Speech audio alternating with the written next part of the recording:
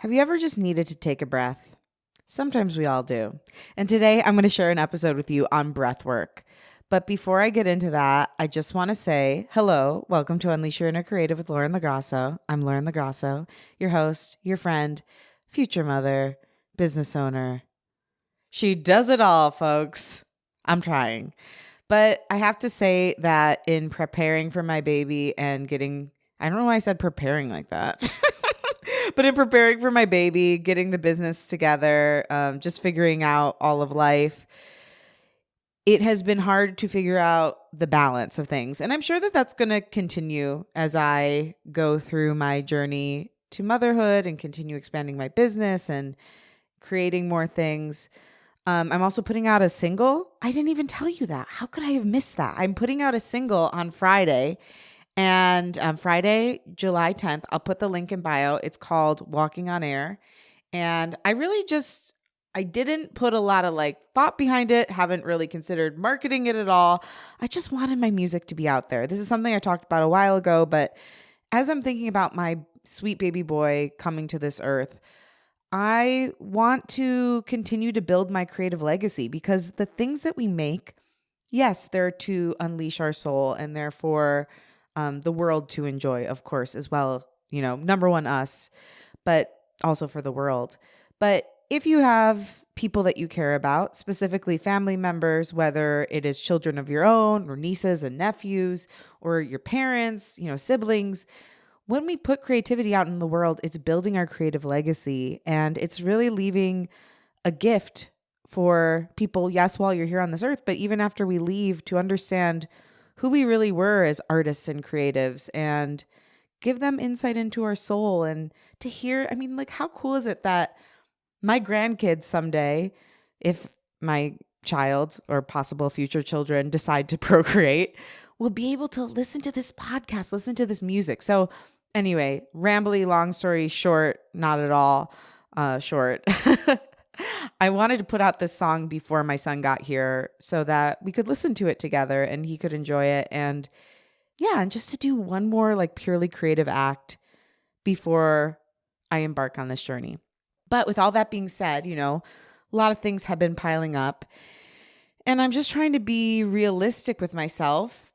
And I really think in order to give you the best content possible in the months where it seems like people are most interested in consuming content, which would be not the month of July, I am most likely going to do re-airs for the rest of the month.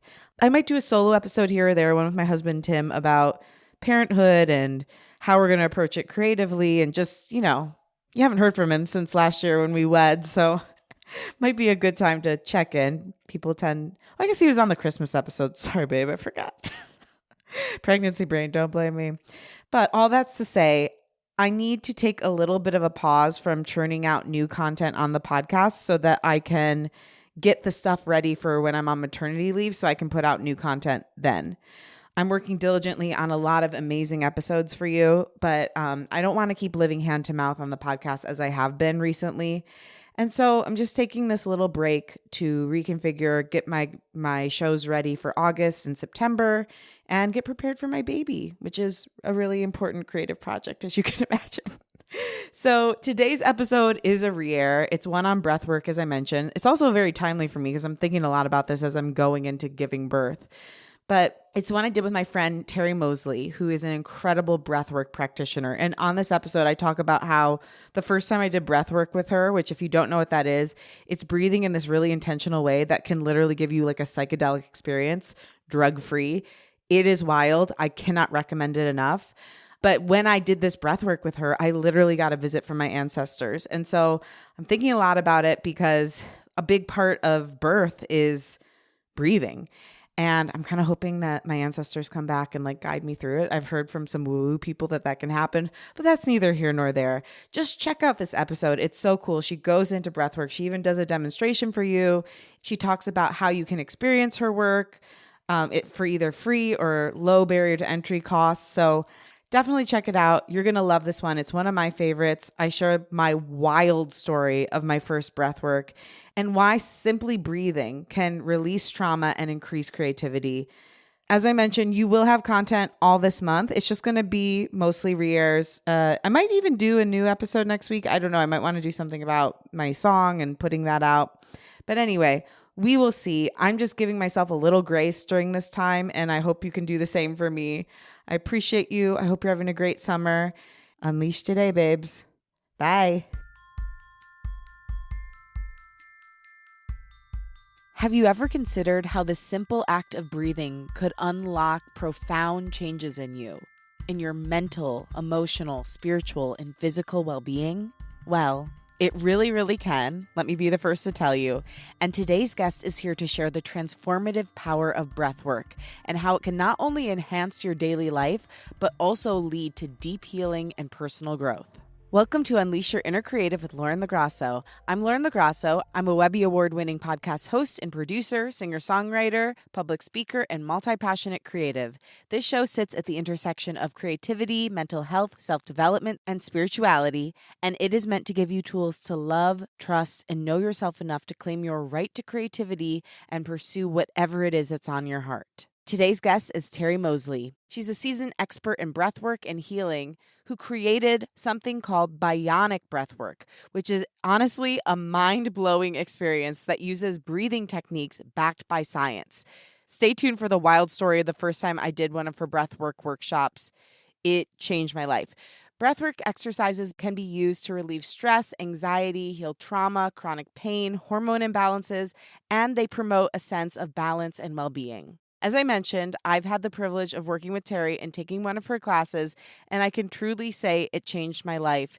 It is such an intense emotional, physiological, and mental workout, and the healing I gain from our session is something that I literally take with me every single day.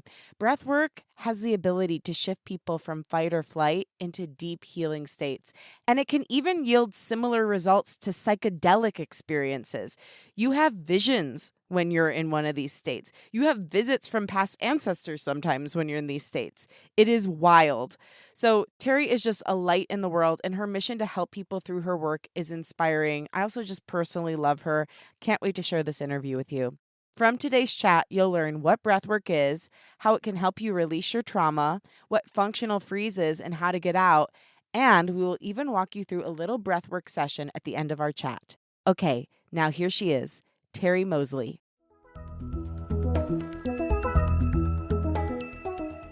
Terry, I am so grateful to have you on Unleash Your Inner Creative. I took your breathwork workshop about a year ago now, and we've been following each other on Instagram, and you're just such a supportive light in the world. Also, your breathwork workshop changed my life. So can't wait to get into all of it, but thank you for being here.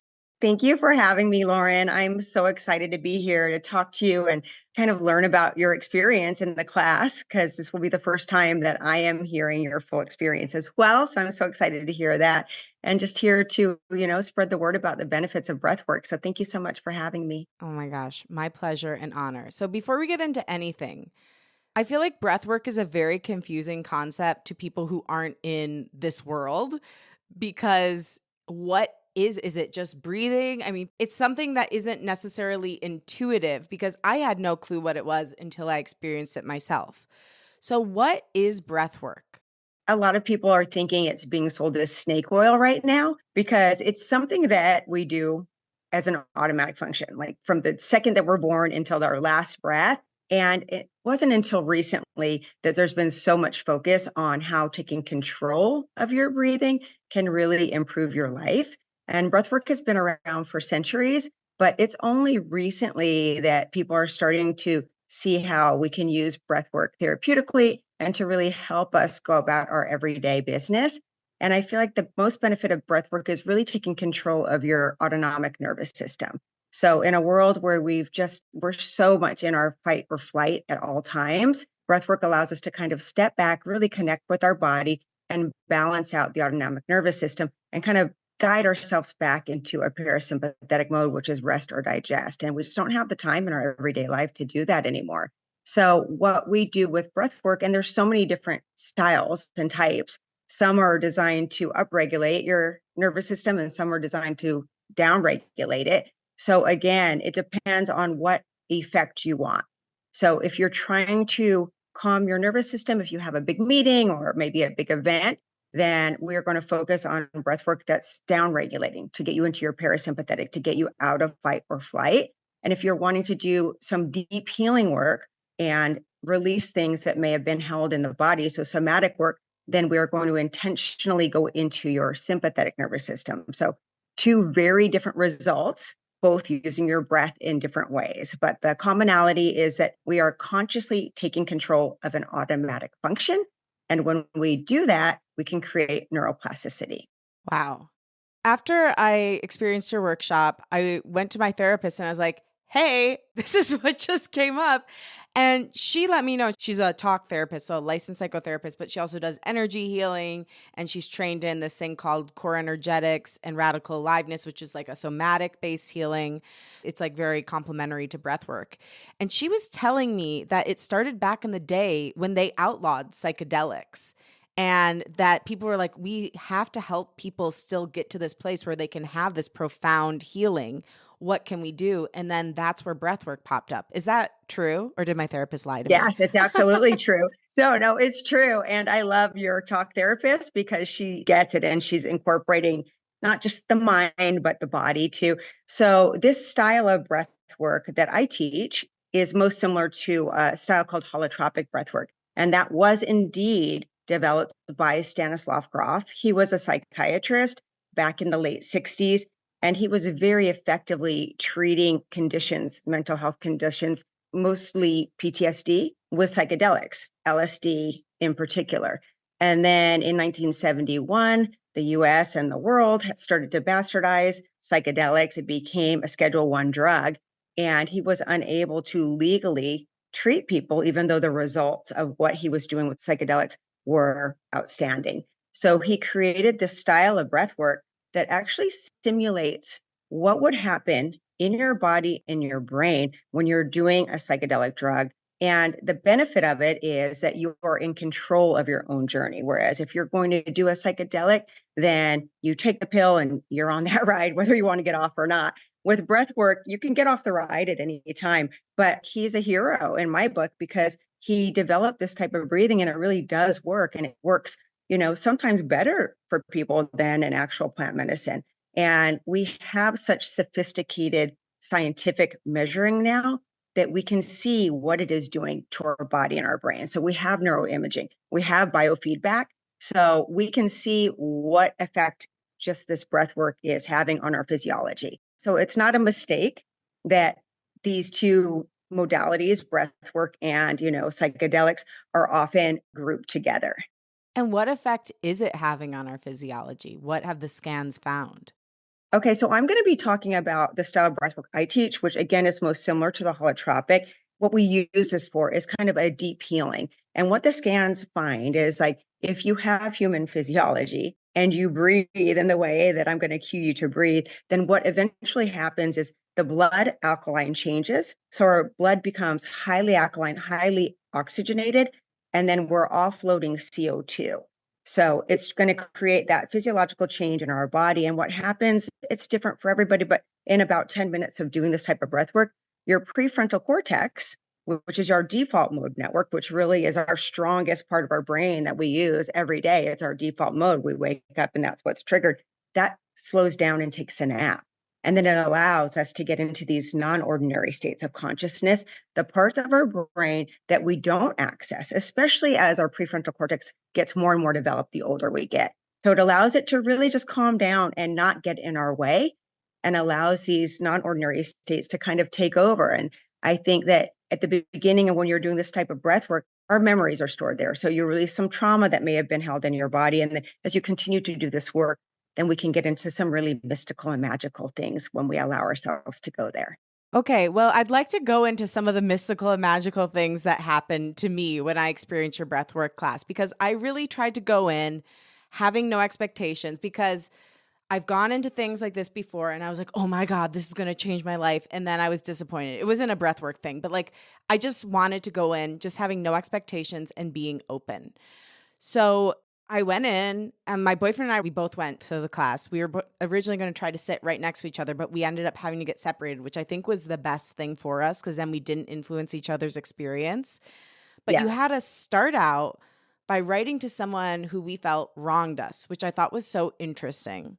And then we start the breath, and I was surprised that it was in through the mouth and out through the mouth.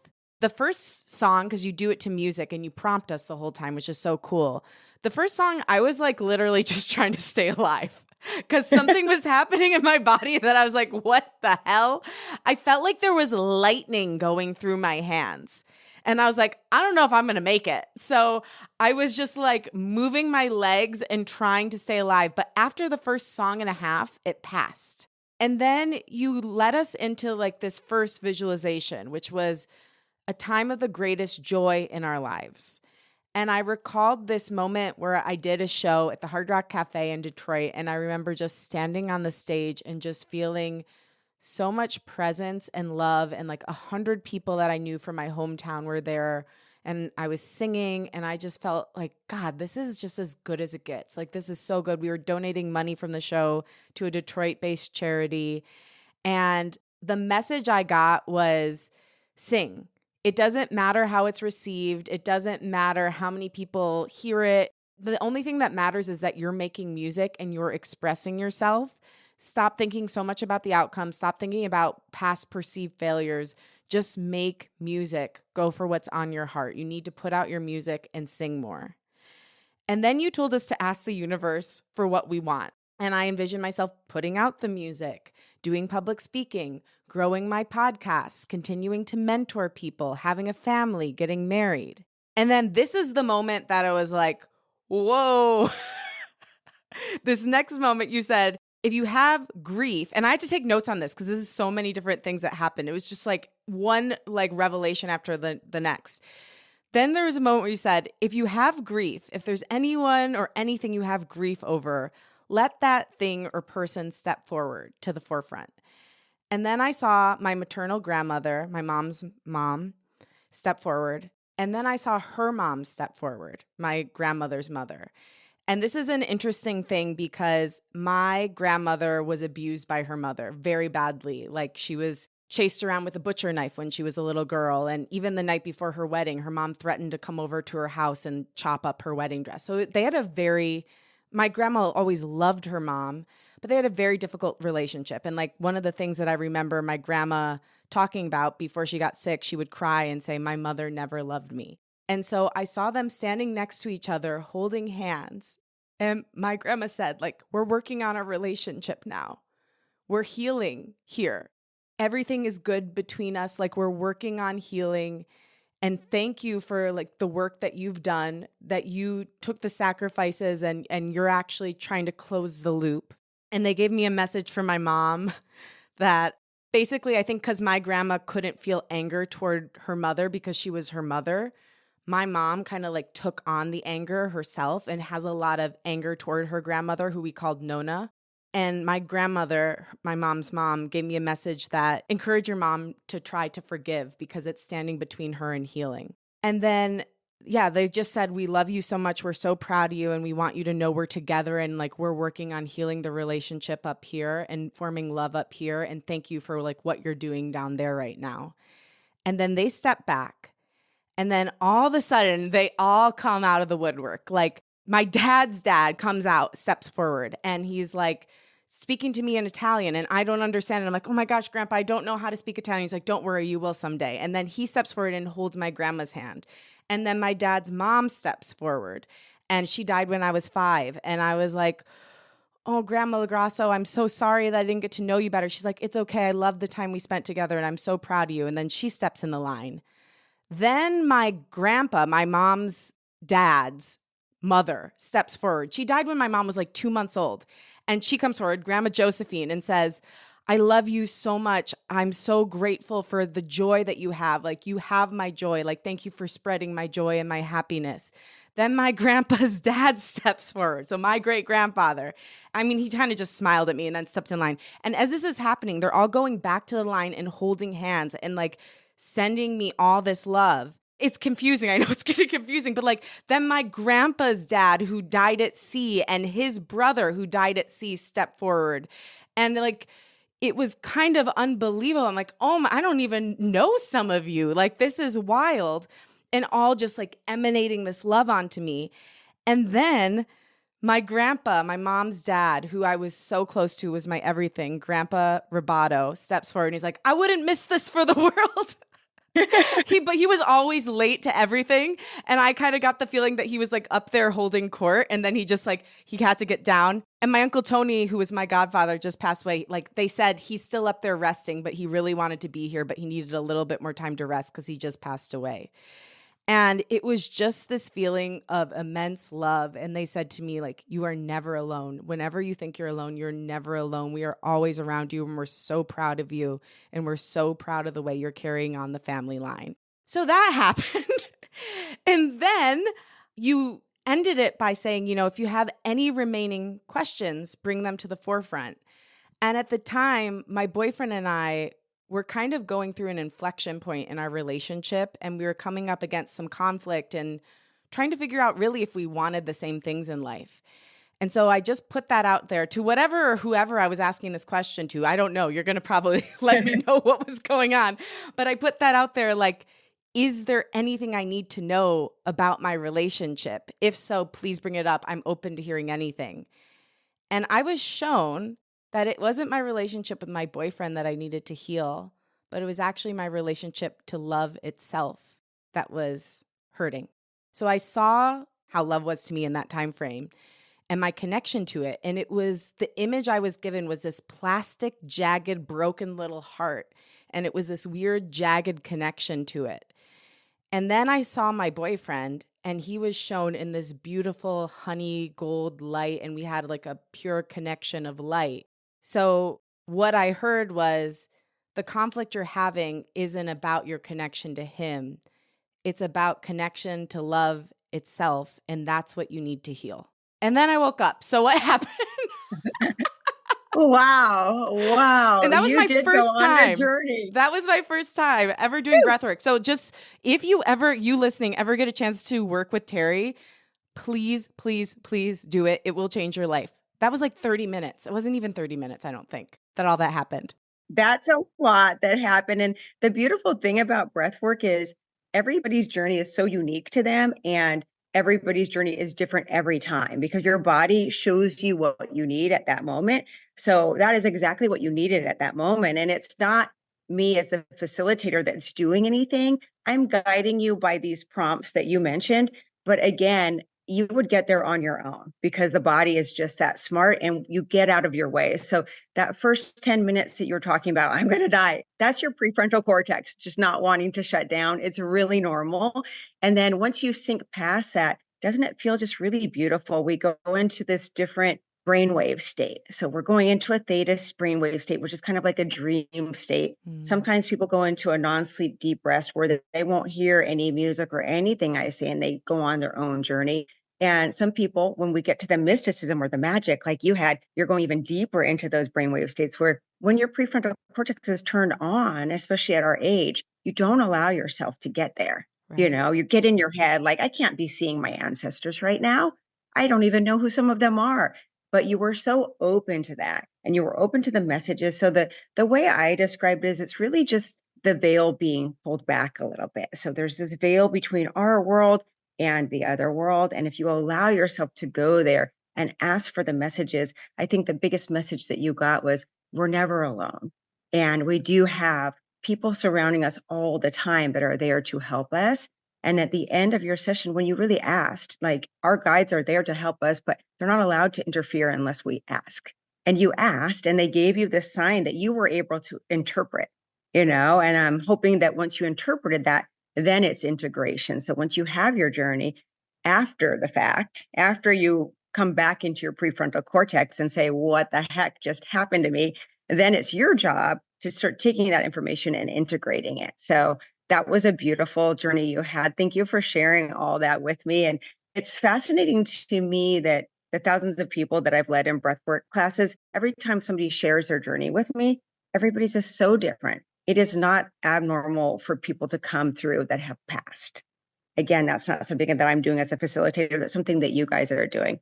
And then it's not unusual for people to get these messages. And I think as dramatic as it may seem, and you may see on the internet with people doing breath work, it's like an exorcism and crying and screaming and kicking and shaking. As dramatic as it is, at the end of the session, everybody comes out feeling really euphoric, joyful, and connected, and that everything's just going to be okay. Like, it's Yes. okay. I'm going to be okay. And that's the beauty of it. Yeah. And can I say something else that's really weird? I was so hungry. And I've done breath work a couple times since then, like in various different capacities. And every time I'm starving, often I'm thinking about a burger. Is that normal? Well, I do tell you not to eat before the session, because I want you to be breathing on an empty stomach because digestive function takes breath. So if your breath is being used for digestion, I'm not getting the most benefit of it. So when somebody is told that they can't eat, even if it's just for a couple hours, then you get in your head that you're starving. And then I think also it's work. It's called breath work. You're working during that first 30 minutes when we're in that active cycle, but I bet we were burning a lot of calories doing that because you're physically working. And, at the end of the session, a lot of people get that sweat purge. So you get really cold during the beginning, that cryo effect. And at the end, you're just pouring sweat out. So you're doing a lot in your body physically. So you get the reward of the burger after. I say go for it. I did. It was great. It was one of the Good, best good. burgers I ever had. Can we break down what was happening in each of those moments? Like, I want to go into what is bionic breath work, how you developed it, and like, how is it playing out? Like, how did you come to those prompts? How did you come to the length of time? Why the music? Yeah, I'd love to talk about that. So the way that I found breath work is, not a unique story. Throughout my life, I got to the point in my life where I felt like I should be feeling happy and joyful. I had it all. I had the big job with the big salary. I had the family. I had everything. And I still was feeling a little bit lost. And I was feeling guilty about not waking up and feeling joyful and grateful every day because on the surface, I felt like I had everything. So when people get to this point in life, and by this point, I had been living many decades. So when you're in the ring for that long, you're going to get beaten up a couple of times. So there were some things in my life where I had been beaten up. And what I didn't know was those things were stuck in my body. So Mm. as much work as I was trying to do from here, from the prefrontal cortex, I just wasn't getting the results that I needed. And I am a big proponent of talk therapy, of cognitive behavioral therapy, of life coaching, of, mindset coaching, all of that stuff. But the problem is that we need to also address what's in the body. And so I was going on the path of self-development. And I realized that even if I had Tony Robbins waking up with me in my bed every morning and whispering exactly what I was supposed to do with that raspy voice of his, I wasn't going to have the success until I dealt with conditioning in my Mm. body. And then I started going down a biohacking path, and I found that biohacking, where I was really dealing with human biology, that is connected to what's happening in my mind. And I started biohacking path, and that led me to breath work. But I had no expectations, and I did not know that I was going to dedicate my life to respiratory biology or any of this. I really didn't. But I went to my first class, much like you, didn't know what to expect. I actually set my mat up near the door because I thought I was going to leave early. And I was like, I really didn't know what to expect.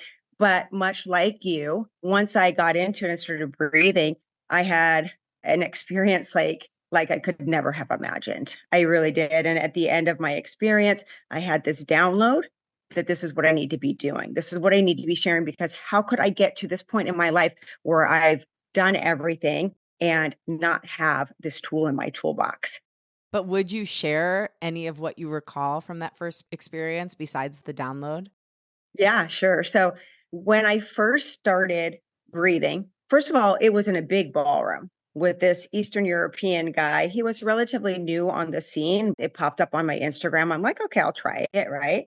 And so in this big room, you have all this energy. So we started breathing, and then people were starting to have their releases pretty quickly Mm. and crying and screaming. And I just felt like laughing. I was like, I don't know if I should be laughing. People are seriously in pain here. But I was trying to stifle my laugh at first. And Mm. then I just got to the point where I couldn't. And then I began to laugh louder. and not worry. Once your prefrontal cortex shuts down, you're not worried about what anybody else is doing. So I started laughing. I got myself into the most euphoric, ecstatic state of laughter at the beginning of the session. And then it turned to tears. So I was on this roller coaster. I was like, what is going on? And once I surrendered myself to that, was very similar to your experience. I had some people come through that I then got the assurance that everything's okay. I am not behind in life. I was comparing myself to somebody. It's like, I'm exactly, and I'll get emotional talking about, but I'm exactly where I needed to be at the moment I needed to be at, and I'm not alone, and everything is just going to be okay. And when I was able to take that pressure off of myself and give myself that love, I felt like I've always had that personality though, that I'm having to be doing, and I'm never good enough. Now I have the tools to kind of know where that came from. At the time I didn't, and then I had to go a little bit deeper there. But then I felt this sense of safety. Then I started my crying obnoxiously, and then I started back into laughter because I said, universe, this is so simple. Why have I made it so hard? It's this simple. And all through life, I've just been struggling and fighting and not feeling good enough and not feeling loved enough. And, it's all very simple. So that, and then at the end of the session, this is the craziest thing. And it happens is I got this download of me teaching breath work at Dodger Stadium, packed stadium. And I had never done breath work before, much less thought that I was going to become a facilitator. But it was so, Lauren, it was so clear to me. It was so clear to me that I said, okay, this is what I'm doing.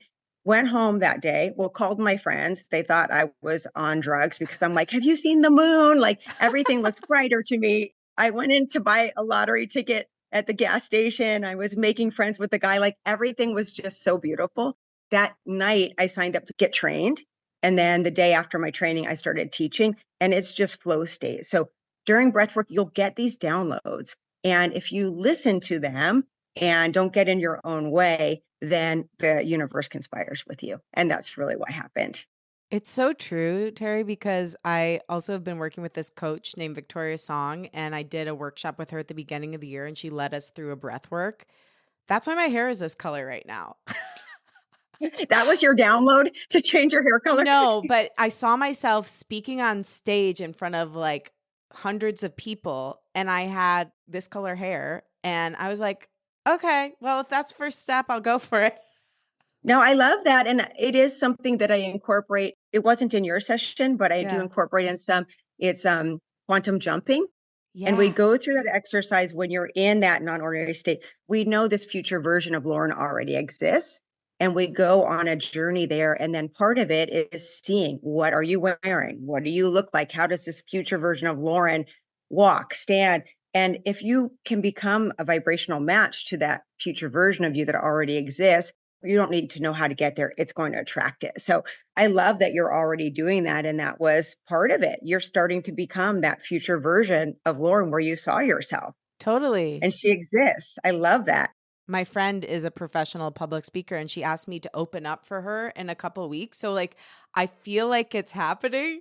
And the Webby nomination, Yes.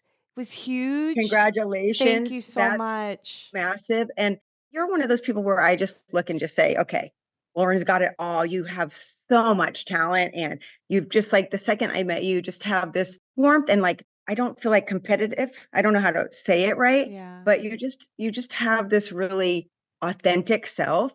And that's where people really want you to succeed. And even though you're so successful right now, I just see so much more. Like the sky is the limit, and it's all coming together. And I think Oh. if you just don't get in your own way, then everything that you're thinking of or dreaming of is all going to be attracted to you. Terry, that means so much to me because I really related to what you were talking about of feeling like I'm never doing enough. I've done all these things, but it's not enough. I'm not good enough. And the past 2 years of honestly, the podcast has been my biggest healing tool of anything because I've had to come on the mic and be as honest as I could be about my life week after week for the past 5 years. And what I really found out about myself like 3 years ago is that I was so attached to outcome that I was miserable. And so that's my biggest thing. And it sounds like through breath work, you have found a way to let go of that attachment to outcome and get more into an attachment to authenticity, your connection with God or whatever your higher power is, flow. How does that happen through breath work? Hi, creative. Are you yearning to share your story, expertise, and heart with the world? Well, I have some exciting news for you, and I want you to be amongst the first to hear this because I consider you a bestie. I am launching a podcasting course. It's called Podcasting for Self-Expression. It is a course and mastermind with live coaching to help you find your authentic voice and launch your dream podcast.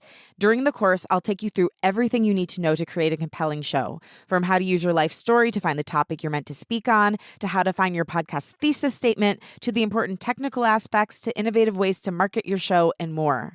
I'm so excited to offer this because it really is different than anything else that's available on the market, because it looks at podcasting not only from a tactical standpoint, but also through the lens of self-development, because that's what makes a compelling show. Somebody who really knows who they are, who they want to connect with, and what their authentic voice sounds like. And in the course, I'm going to be using the same techniques I've employed to coach and produce dozens of hit podcasts like We Can Do Hard Things with Glennon Doyle, Unlocking Us with Brene Brown, Lauren Conrad Asking for a Friend, and this sweet show you're listening to right now, Unleash Your Inner Creative. If you're interested, you can find all the information on the show notes and at my website, LaurenLoGrasso.com. Just click the word course. I also want to let you know there are payment plans as low as $99 a month. That was really important to me. You can do that through Affirm and Afterpay. Check it out. I would be honored to have you in. One last thing. If you sign up by Monday, May 20th at 12 a.m. Pacific, you can get $200 off with the code EARLYBIRD.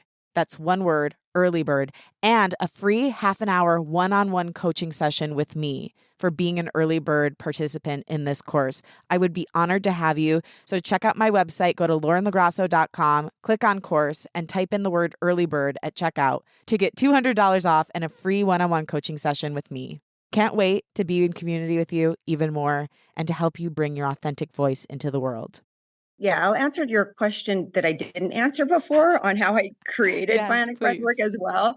Because again, I'm not the creator of breathwork, but what I wanted to do when I did create bionic is I thought it was really important to attract a crowd that wouldn't necessarily come into the room, because the woo-woo people, the people that are already on their spiritual journey, they're already going to be in the room. But it was very important to me to attract people that wouldn't necessarily come in. And the way to do that is to make it bite size, and make it fun and make it, holotropic breath work is really 6 hours, three Oh hours my of breathing and gosh. 3 hours of sitting there. And your everyday CEO that's stressed out, or a mom, or, we're not going to do it, especially when we don't know what it is. So it was really important for me to develop and curate a breath work. We were able to accomplish what we need to accomplish in an hour and 15 minutes, including the intro, so that I could get people in the room. And then most of the people that come in the room don't know what to expect. And then they get this result that in one session, you can really be transformed and get a lot of healing in one session. And then they're going to continue to come back. But if you never get them in the room, you're not doing your job. And people then may want to go deeper, do other types of breath work, but they have to get in the room before they start knowing what it really is. It's really hard to describe, even though you've described what your experience was to your listeners. Until you do it, you really don't know. So that was my goal with Bionic, was to create that. And then how I built in is I take a lot of psychotherapy tools that, I have in my toolbox from my experience with therapy. And there's commonalities in the human condition. So some of the things we do, like writing the letter to somebody that you may not have forgiven, it is as a prompt to get you already thinking. And what we're doing is we're trying to weed out any lying vibrations. And what most people don't know are the lowest vibrations that are stuck in the body. Lowest is shame. And shame is not even something that we control or do to ourselves. Shame is something that somebody else has made us feel. And that is the lowest vibration that gets stuck in our body. Next is guilt. Guilt is something that we did, but we can correct. Shame is you are bad. Guilt is you did something bad. And then grief and fear and these vibrations, these things that are stuck in the body. The hardest one is grief too. That's why I bring up stuff in grief in the session, because once we know that we don't have to carry that around with us, we feel lighter, and then it gets us out of functional freeze. And I feel like when you have a license to allow yourself to release this, regardless of what your circumstances were, we're all adults now, and it is our job to release this. We may not get the answers, we may not get the apologies, we may not get what we need to get. And once I realized that there's these commonalities, that's where I developed how the sessions are going to be led. But I use neurolinguistic programming as well. But what's important is if I'm saying something that doesn't apply to you, your neurons aren't going to pick it up. So it doesn't matter. I don't really know when people come in and I have people in a session what their story is. So what I'm saying, if it applies to them and they need to work on it, then their neurons are going to pick it up. If it doesn't apply to them, it gets thrown away. And when we're able to access these memories, you can rewire and readapt. That's where the neuroplasticity comes in. So when I curated this method, I'm again just using all of these tools that are common for the human condition, and I'm making it short enough that people are going to want to come, and powerful enough, impactful enough that they're going to want to come back or tell their friends. Yeah, honestly, I would love to do it all the time. Yes, please. And people ask, how often should I do it? Yeah, how often? Yeah, it depends. Like if you're in active recovery from an addiction, then it's something that I feel like you can do daily. If you're just kind of working on things, it's a lot. I think breath work is a daily practice. This style of breath work is a lot on your body to do it daily. So it really just depends on what your goals are. Again, active addiction, I'd say, and I work with people that are coming right out of addiction. That's something we do daily, and it's really powerful. And then everyday people, it just depends. Like life kind of, you might be getting through something and then something else comes up. So if you're really feeling highly in your sympathetic nervous system, waking up, stress, anxiety, stress hormones spiked, then that's a good idea to come back and do a session. So I'd say at most, probably most people would be good with once a week or once every 2 weeks, or maybe even once a month. If you're working on creativity, then anytime that you really want to get into your creative mind, breathwork is a great way to get there as well, because you're opening up this, you're going to see colors that you haven't seen, shapes, you're going to get ideas. So again, that's another benefit of breathwork. It's not all about releasing trauma and healing. It's also tapping in to a deep creative side, a deep side of spirituality, and a deep connection to everything that you are. A lot of people also remember things like, when I was a child, I liked doing this. I liked writing songs, but then they were conditioned to not write because they wanted to be a doctor or something. And then if they have that memory and they go back to it, it brings them real joy because that's more authentic than what they ended up into. So I don't know if I answered the question. I think you answered many questions, that including the one I asked, but additional ones as well. You mentioned functional freeze. Yes. What is that, and how can one know if they're in that, and how does breathwork help you come out of it? The easiest way to know if you're in functional freeze is if you know where you want to be, where you want to go, what you want to do, and you're not getting there, you're in functional freeze. That's as easy as that. There's a lot of reasons why we get in functional freeze, and a lot of it can be conditioning as well. We talk about trauma. There's big T trauma and there's little t trauma, but trauma really isn't the event, but it's how our body reacted to the event. So there could be things, maybe limiting beliefs. Perhaps I had limiting beliefs that I'm not good enough to be that. I'm not good enough to be up there being a breathwork facilitator trying to heal other people when I'm not healed myself. So limiting beliefs can keep us in functional freeze. Other types of condition, perhaps somebody had a childhood where they didn't feel safe and they were always in a hypervigilance, to keep themselves safe, or shape shifting or playing small. It could be scary for those types of people to all of a sudden put themselves out to do what they need to do. There's a lot of things, perfectionism. Perfectionism could be a trauma response, Wow. that you got rewarded or loved when you did something perfectly. And if you feel like if you can't be perfect in what you're trying to do, you're going to stay in functional freeze because you're never going to be perfect. So there's a lot of ways we get in our own head on not becoming the people that we know we can become, and then getting in a way of our own purpose. Other things with functional freezes, sometimes what you think you're supposed to be doing for your life's purpose isn't in alignment with your authenticity. Mm. So that will keep you in functional freeze because that's not what you're meant to be doing. That's what your mom wanted you to do or your dad wanted to do. So if you're not getting there, that is something that breathwork can help you redirect. And maybe in that sense, functional freeze is good because it's stopping you from going on a path that's not authentic to yourself. So the human body is just so amazing. It can also really hold us back from what we know. And I don't want people to get to their rocking chair moment and then have the regrets. I don't want them to get all the way through they lived their life and said, I wish I would have done this, or I wish I would have done that. So breathwork gives us the opportunity now to really know what we want to be doing authentically, living for ourselves. And I also think that I get the feedback that a lot of people that thought the big job or the big cars or the house was really what was important to them. But when they have those gratitude moments and I ask them to look at who's around, and what made them the happiest, it's usually there's some place with their family or in nature. It's very rarely that they've got the Lambo and Yeah. that's what really making them happy. It's inner work and we got to get rid of all the noise. Yeah. And you were so generous to share some of your personal experiences that led you to breath work. You shared with me about a boating accident that you had with your sons where you almost lost your lives. And you wrote me this. This experience haunted me and created an unhealthy physiological response that I was finally able to clear through breath work. Would you share a little bit about that? And I think something I think about a lot is like, can we ever actually heal? Like, is healing possible? Like, will I ever be like, I'm healed? It feels like it's ongoing, but I'm curious because you said you were able to clear it. So, what does that mean? Thank you for bringing that up because that is really important. And it's an example that is really tangible. So if you think of something, whether it's big or small, and your body reacts to that, that is how you know it is living in your body and Mm. it's not cleared.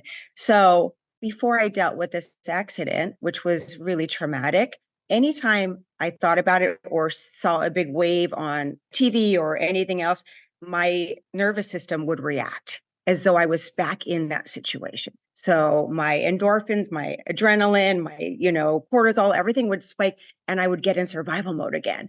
Like I'm right there but I knew that I'm not in danger. I'm in a movie theater. I'm safe, My body didn't know I was safe.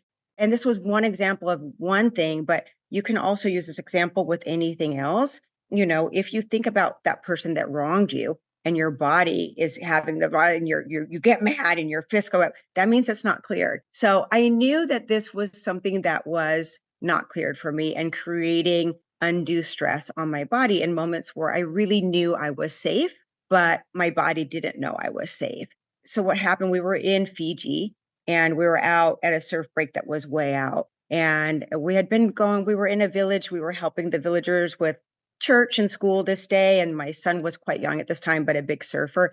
And he wanted to surf. It was our last day there. And he was just being kind of a bratty kid, at that age and saying, Mom, we had to help all these kids and I didn't even get to surf. And I knew better than to go out that day because it was really choppy, but I gave in my mom guilt. Yeah. I was like, okay. So we went out there and the worst thing imaginable happened. And a rogue wave came and knocked the entire boat over. The surfer boy was out surfing, so he wasn't on the boat, but my younger son was on it. And it was really dramatic. We went all the way over. And then at the time we were underwater, the wreckage starts hitting you, so you're getting hit. I didn't know which way was up or down. At some point I looked and I thought it was air, but it was water. So I took in more water and I saw my life flash before my eyes. And I just thought, this is it. This is it. And I could just think about my sons at that moment. Finally, I was able to surface. And it's interesting, when I used to tell the story before I cleared it, I couldn't even get through the story, but now I can tell it because I know Yeah. we survived. So that's a good thing. But when I did come up, we couldn't find my younger son for an extended period of time. And I thought we had lost him. And anybody's worst nightmare as a mother is losing a child. And it turns out he had found an air pocket. I just continued to re live that story in my head. It was taking up space in my head and my body, even though we were all safe for many, many years after. And so I intentionally wanted to clear that through breath work. And that's where the neuroplasticity came in. It's like I can access that memory and rearrange the way that I was thinking about it. Now my body knows I survived and I'm safe and I'm not in danger. So I can even tell the story now, even though I see you getting emotional with the thought of the story, I can tell it knowing we're okay. And then my body knows I'm okay. And so I think that's the important thing. It doesn't have to be so dramatic, but anytime you think of something and your body has a physiological response, it's still there. Even if somebody told you in the seventh grade that, you're ugly or something like that. If you think of that moment and your body's reacting to that, that's a limiting belief that's sticking with you. And Mm-hmm. so that's a really good way of knowing, is this living with me? Is this taking up space? Is me holding on to, this anger for something that somebody did to me? Is it impacting me? It's not impacting them. We already know that. But is it impacting me? And what can I do about it? Oh my gosh. The phrase you said, I know we survived, really stuck out to me because, wow, I never thought about the fact that whether you have a capital T trauma or a lower T trauma, that sometimes your body and mind still feels like you're back there. Yeah. I think about that with some things I experienced in my 20s, I took some big leaps in my 20s, and because they didn't go the way I thought they should, I think I've been reticent to like take similar leaps now because I felt that was so catastrophic. And my therapist has said to me, Lauren, you're a different person than you were back then. Like, that's not the same situation you're in. But I feel like I'm like stunted back at like 23, feeling those failures. And so when you said, I know we survived, obviously it's a very different level than surviving a near death experience. But I think my body almost like categorized that as a part of my life is at risk right now. Yeah, I think your body doesn't know the circumstances. Your body's sympathetic nervous system is only going to react to what's been stored there. So again, there's not a differentiation between a big T trauma or a little T trauma or somebody saying something to you that impacted you in a certain way. But what really breathwork taught me is that I can take control of that now. And I don't have to let that rule my life. And I don't have to, even though that was really big, the little things I don't have to let rule my life. And I have had little things that, as we all do, like I said, when you're in the ring for this long, you're going to have to get beaten up a little bit. And I was waiting for apologies. I was waiting for other people to come and make it better. But you can't wait around. You got to do it for yourself, And I think that was one of the biggest benefits of breath work is knowing that you are in control of your body, you're in control of your life, and you're in control of how you walk through life. And nobody can take that away from you. So powerful. Hey, creative, if you love the show and it has meant a lot to you, could you do me a favor? Rate and review on Apple, give it a review on Spotify, share it with a friend. These things all make a major difference in a podcaster's life and in growing their show. And I really want to build up this community of creatives who love, trust, and know themselves, and love, trust, and deeply know others. So if you could do that and share the show with someone you care about, that would mean so much. All right. I love you. And when you are working on clearing a specific trauma that you've kind of gotten to the center of, and this is something that's holding me back, it's still very alive in my body. Do you go into the breathwork session thinking, I want to work through this, or is it still best to kind of stay open? Yeah. As much as I would love to say, okay, Lauren, we're going to work on this, and your body's going to work on that, it won't. Right. So your body's going to know what to work on. And eventually it will get there. It may get there in a different path, but you'll eventually get there. So it's not like a talk therapy session where I'm like, Lauren, today we're going to talk about your childhood, age 7. Your body's going to know what comes up. But people often ask, like, am I going to feel re-traumatized? If I'm working on this boating accident, am I going to feel re-traumatized during it? And I don't know exactly why you don't, but I feel like there's 2 reasons just from my research and my science brain. One is that we are doing energetic releases. So I don't really have people come up to me after a class saying, oh, I saw the guy in the yellow hat that abused me when I was 7. It's not that specific. So you're not getting images of the actual event. And even with the boating accident, I didn't go back to be on the boat that day to clear it. It just cleared. And people often say, I just feel lighter. It's just not there anymore. So that's why I don't feel like we get re-traumatized during breathwork because it's not taking you back to that specific event. It's just clearing energetically. And Mm. my other reason is when we're activating different parts of our brain, like we talked about, and deactivating certain parts, part of what happens in a psilocybin journey is that your amygdala part of your brain that's responsible for fear and pain and panic, that's softened and kind of turned off a little bit. So I think if the same effect in breath work is softening and kind of letting the amygdala go to sleep, then we're more open to readdressing these things so that we can deal with them in the body too. So I don't know. There's not scientific research. I'm very data driven. And the problem with breath work and psychedelic research right now is we're way behind. Like good research takes time, good science takes time. And because of what they did in the 70s, all of that stopped for decades. And it's only in the last 5 years that it's come to the forefront. So we are going to have more data on why people are able to heal through breath work. The VA has sanctioned studies on having it treat PTSD Wow. very effectively, and not just like a numb out or a cover up. They're saying that once you do your breath work, like the PTSD doesn't come back. We are at a really exciting time that we have not been getting better as a society in mental health as much as, you'd like to say that these SSRIs were working, which is the class of drugs, antidepressants, anti-anxiety. Nobody's getting better. Mostly when things don't work, you like to fail fast and pivot. But because it was so politicized, it was really hard to pivot and say, okay, maybe let's go back and see if psychedelics work or breathwork works. And then it's also really hard to monetize. Well, because you actually are healing some of the things. So you're not keeping Yes. people on a hamster wheel just into perpetuity. And Terry, tell me, because it is Mental Health Awareness Month, how does breath work? I know you've given a lot of examples, but specifically, how does it work for people who have anxiety or depression or even PTSD or complex PTSD? What is it that, from the research you've been looking at and from what you've witnessed, that it does?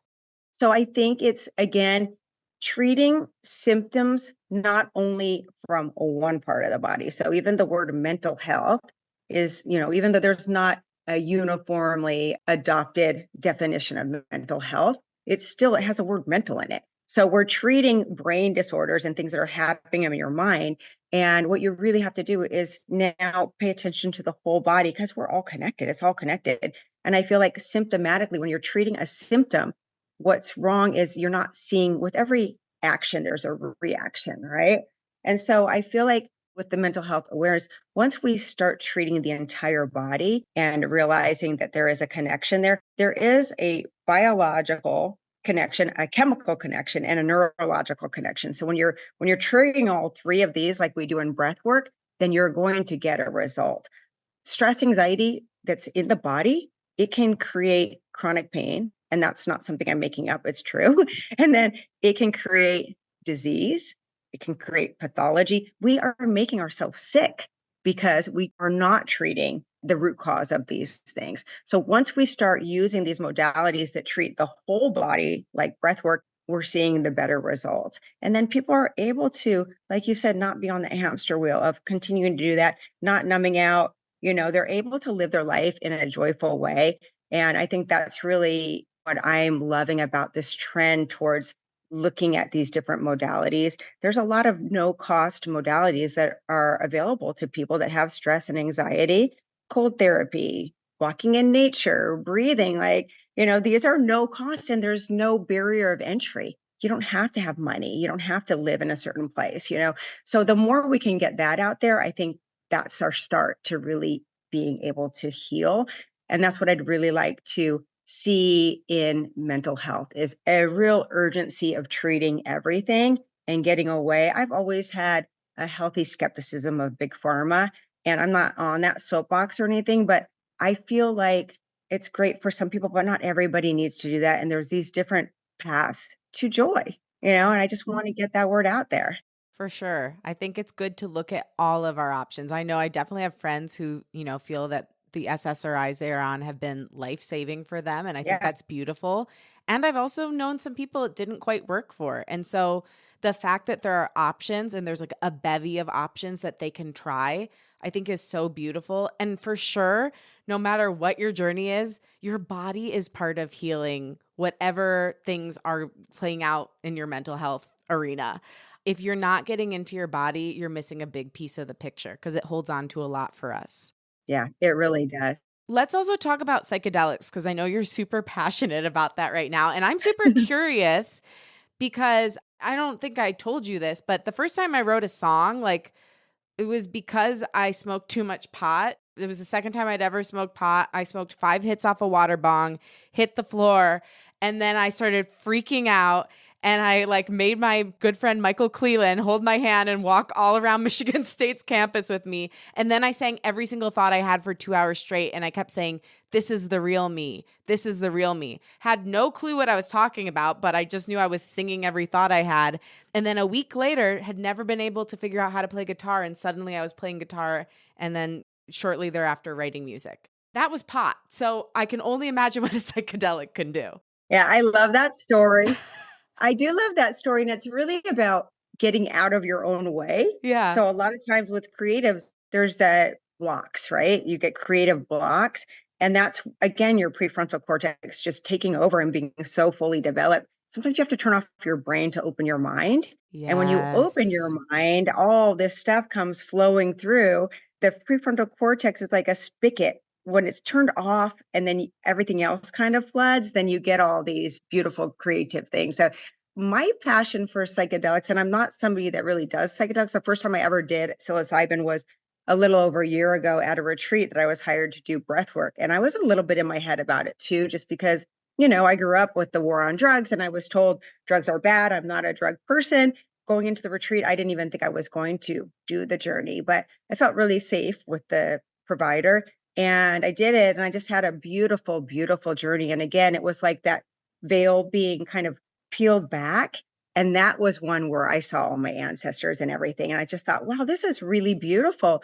I know some journeys can get dark. Mine wasn't, but why I'm passionate about the work that's being done around psychedelics right now is in the healing realm. Big universities like Johns Hopkins are now dedicating time and money to the study of how this can help our mental health epidemic, our opioid epidemic, how it can help people with alcohol addiction, how it can help anorexia, how it might be tied to Alzheimer's.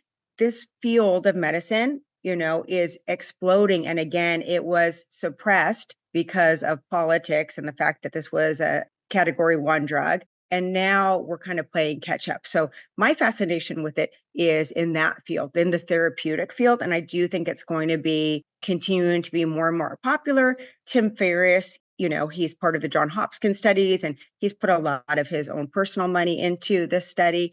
MAPS has been on the board since the 80s, and they've continued to work to really get the stigma off of it so that we can start healing people with this type of therapy. And I think in a therapeutic setting where you have a guided and you have a therapist there, it can be really powerful. And these are not addictive. So that's a big difference between some of the things we are doing that are addictive, So I do think that's where my passion is. I'm curious to see the data as to how this is really going to help people that are really suffering. Yeah, me too. Now, here's my question, Terry. Like, how do you do mushrooms? Because it's still not legal in the United States. But I know a bunch of people who have done it, and I would want to do it with a professional, a Yes, professional yeah. mushroom giver. No, but a professional practitioner. So, like, how does one go about getting a hold of a psychedelic? Yeah. So some states now, they're legal for therapeutic purposes. I think Oregon and Colorado, but most states they're decriminalized. So now if you were to go into your local dispensary and, buy marijuana, most dispensaries now have also mushroom products. It's decriminalized, but not fully legal. So people are using it recreationally now, which I'm sure they always were. I just wasn't in the room, but people are using it. But they're also, what's become really popular is the microdosing, which is what we're all hearing about. And people are just taking small bits of, psilocybin to help improve their mood and, help function. And some people are saying that that's more effective than other types of things they had been doing pharmaceutically. If you wanted to take it in a therapeutic session, which is like a higher dose, then I would recommend everybody to be there with a guide, Yeah. because that's going to keep you safe and kind of guide your journey. The difference between breath work and a psilocybin journey is breath work can get you to the same place, but you can get off the ride. If you decide you're going to take 2.5 grams of mushrooms, you're in it for 4 hours, whether you want to be there or not. With breath work, you can decide that you want to get off the ride and you start breathing in and out through your nose and you can come out of it. The psilocybin will get you there even if you're resistant. With breath work, you need to do the work. So if somebody comes in the room and they're really resistant to it and they're not going to breathe the way that I want them to breathe, they're not going to have the effect that I want them to have. So that's where the difference is. But, I think that's why there's also contraindications, more contraindications to doing psilocybin than there are to breath work. Breath work, there are some contraindications, but not as many. So I say if somebody really wants to take a journey like that, start with breath work. Yes. And, yeah. And then if they want to go on and do psychedelic, just know set and setting and know what you're getting into. If, people are doing it recreational, great, whatever you want. But if you're wanting to go deep and clear trauma and rewire and readapt, then you're going to need a guide there that knows what they're doing. Yeah, very much for me, like, I'm intrigued by my dispensary having it potentially, Yeah. but like, I don't want to do it without somebody who can help me because I know what I experienced with breath work. So I can only Yeah. imagine what a therapeutic dose of a mushroom is going to do. So I definitely think for you listening, I feel like all my little creative cuties are sensitive like me. Definitely try the breath work first. And then if you're going to go for the mushroom, if you want to do it for healing, do it with a practitioner. So did you say you did a retreat? Would you recommend that retreat you did? Yeah, I do. I do. She does wonderful retreats. So these retreats are mainly not in the US, but mine was in Costa Rica. Okay. And it was with Om Yoga. And again, I had never done a psychedelic in my entire life before I got there. And it was just a really beautiful journey. And we actually did two. So we did a psilocybin and then breath work. So they all kind of worked together.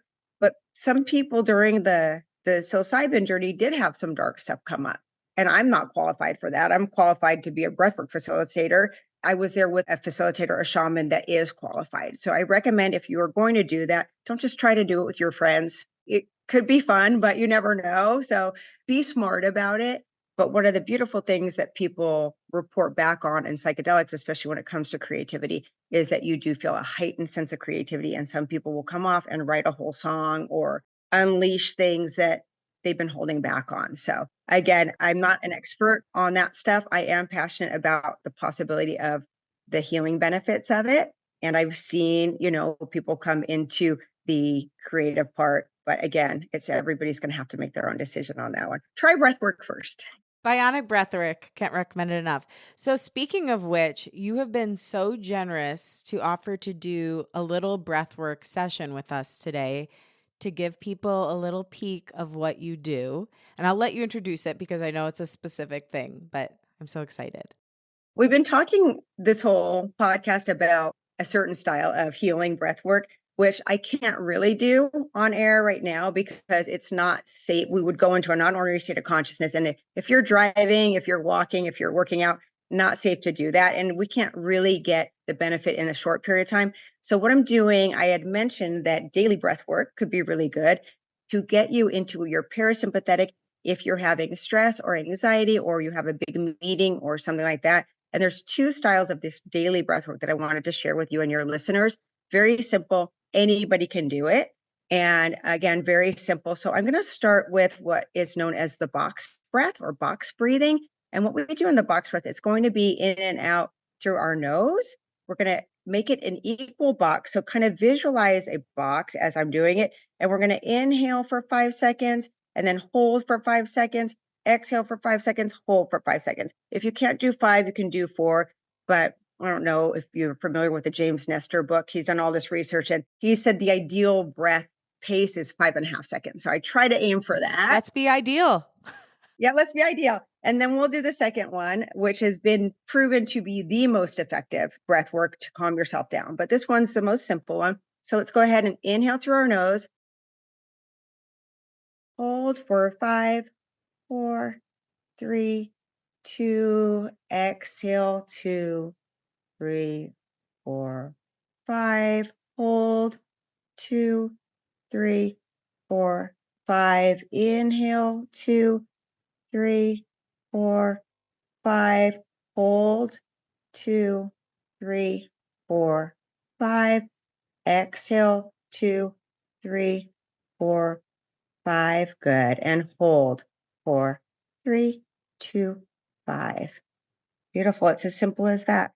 That's so cool. I have a question. I always get Yeah. stressed out when I have to hold my breath. Tell me why that's good. It calmed down by the second time, but the first time I have to hold my breath whenever I do that, it stresses me out. Tell me about that. Yeah. So it is really good to improve your heart rate variability by trying to control your breath like this. But it's again a survival response. So when you're holding your breath and not being able to breathe, that means like when the CO2 in your body builds up, your automatic response is to exhale, but you're not allowing yourself to do that. So you're going against what your body is naturally meant to do. And it takes a while to kind of override that because, Ah, again, your body's always in a survival mode and trying to keep you safe. And so that doesn't feel safe. So again, just keep working on it. And then when people get panic attacks, you always hear people say, just breathe, just breathe. The reason why they do it, and it's better to do it before you get too panicky, but the reason is like when you are taking control again of an automatic function, taking control of your breath, you are in control of your body and your body's response. So that is why that is really important is for people that are feeling stress, anxiety, or panic to take control. And when mm. you're thinking about your breath and counting, you can't think about the million other things that are stressing you out. So that one's really effective. Again, that response is your body is taught to exhale when CO2 builds up, and you're not exhaling when your body's supposed to exhale. And that's why at the beginning you might feel a little panicked. Then it's your survival instincts. All right. Good to know. I'm on track. Okay. And then the second one is the cyclic sigh. And that one has been proven to be the quickest in balancing you back to your parasympathetic nervous system. And what it is, it's going to be 2 quick breaths through your nose and then a long exhale after. So it goes like this.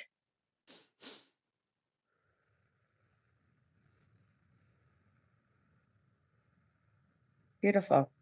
So it's a really quick, simple tool. For some reason, breathing out through my mouth always makes me feel more calm because I can actually picture the breath like going through my body.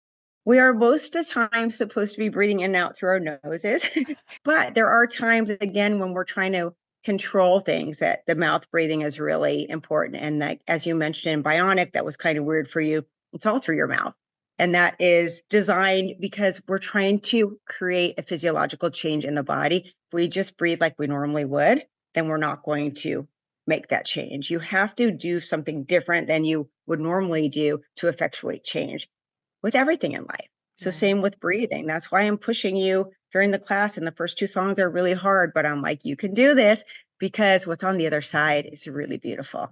Yeah. And I just want to say one thing about the class. If you can, I would say your first time doing it in a group setting, it was really, really special because some of the people, like, I could just hear how brave they were being.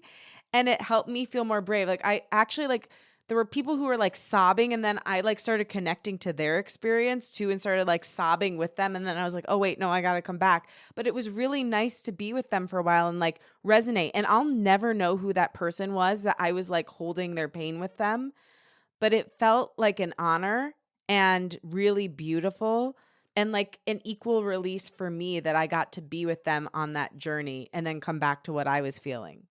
I love that. That says so much about you, just as a person, that you're holding space for others as you're going on your journey.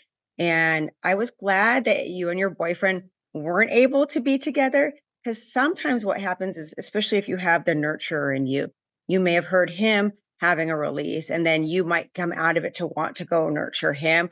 I tried to split up parents, couples, anything for that reason because we don't want to soothe. Yes.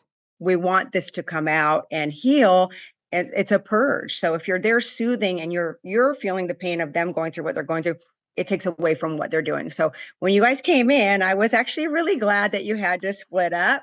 And I don't know how his journey ended up being, but he was such a beautiful man. I Oh. felt there was something very special about him and the two of you together that I did not forget him either. Oh, Terry, that makes me so happy. Yeah. Yeah, he had a really beautiful experience too. And, obviously he was in the relationship with me, still is. And so he was, feeling that kind of point we were at. We're trying to figure out how we're going to move forward. And it's interesting because despite being apart, he had the exact same realization as me.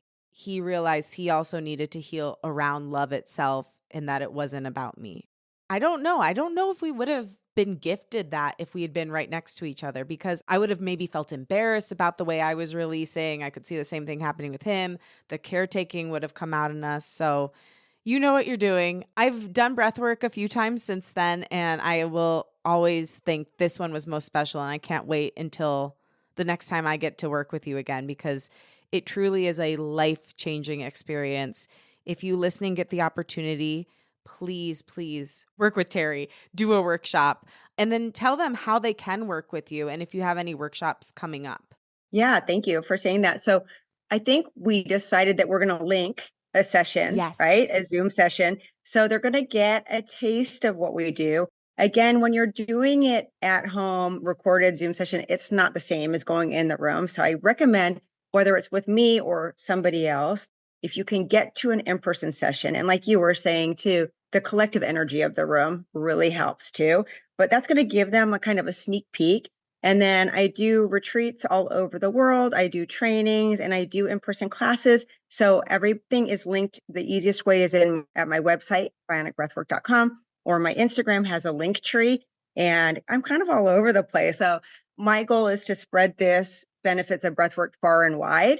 In that sense, I'm creating all these soldiers that are out there teaching the method. And that's really where my focus is right now, is on the training, so that I can get more people out there and getting the word out. I've just been really lucky to have really great people come through the training, and they're out there teaching, and that's what we need. We all need more breath work, I think. Wow. Maybe I'll do that with you someday. Yes, please. I would love to have you in a training anytime. I think you would be an amazing facilitator. You've got all the tools. You've just got the most pure energy. I think you would be an amazing facilitator. Well, that is an honor coming from you. And I feel the same way about you. You're so encouraging and loving and yourself in all settings. And you hold so much space for people and you see them, and you're not afraid to step out yourself. And I just feel really, really honored to get to share you, your wisdom, your methodology, and just who you are with my beautiful listeners. So thank you for being here and for all that you shared today. You are a gift. You're going to make me cry now. Thank you so much. Thanks for the opportunity. And My pleasure and honor. And Creative Cutie listening, resonate on this dream and this vision that Terry had, so that she can spread this incredible healing to the world even more. I know you will. Terry, I feel like I want to say this with you. Every time I end an episode, I tell my listeners I love them and I believe in them. Would you say it with me? 100%. Okay, here we go. To you, my sweet listener, Terry and I want you to know I love you I love you, and I believe and in I you. believe in you. Thank you, Terry. Thank you.